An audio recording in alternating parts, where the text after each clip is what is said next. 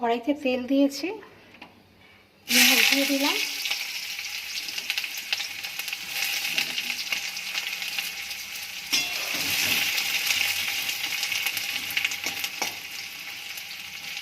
পেঁয়াজ একটু ভাজা ভাজা করে নেব।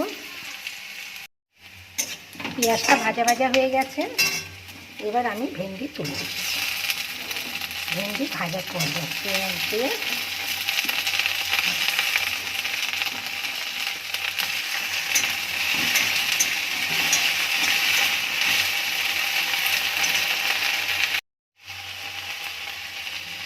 নুন, হলুদ, লঙ্কা দিয়ে দিলাম।